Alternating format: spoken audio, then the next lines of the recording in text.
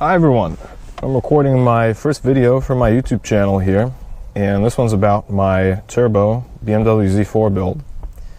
I decided not to make any videos about it until it's actually running and daily drivable, because at a lot of points throughout this project I wasn't sure I'd actually be able to complete it. I was worried I would run out of funds or lose motivation, or that something would happen in life where I'd have to just give up on it. But here it is, and I would like to show it to you all. So here's the engine bay, and there's a lot to go over here, so I'm going to try and keep it pretty concise. So this is BMW's M54 B30 engine, and you might not recognize it as such because the valve cover and engine cover are from an M56 engine, which was only sold in several US states, so pretty rare piece of kit right there. And then another reason is the intake manifold is off of an M50 B25 engine from the early 90s. And actually, for that matter, so is the fuel rail. It's got the return welded up though. And then one thing you'll notice is there's not a big eye candy top mount turbo sitting right here. And that's because I went with a bottom mount setup. So the turbocharger is mounted down below the exhaust manifold. And I went with that kind of setup because I get to keep my AC compressor, my stock AC lines. The turbocharger is mounted down low, like I said, so it keeps weight lower in the car.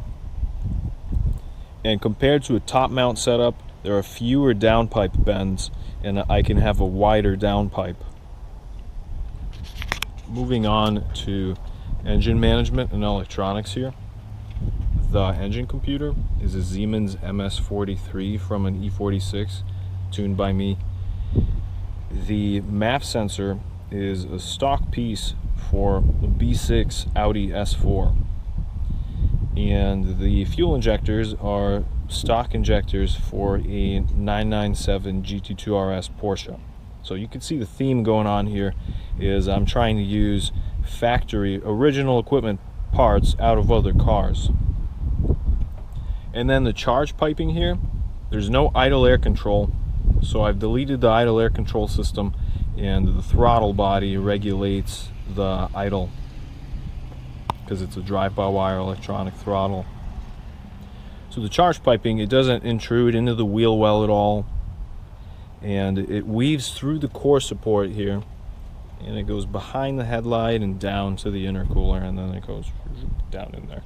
Actually, speaking of the charge piping here on the hot side, it's routed above the cross member, so the ground clearance is just like stock. It's not intruding with anything, and in order to get it above the cross member, I had to modify the compressor housing a lot so it would curve over the engine mount arm. And I think that's pretty much it in a nutshell. I hope I'm not missing anything here that I'll remember later. But let's take this thing on some back roads.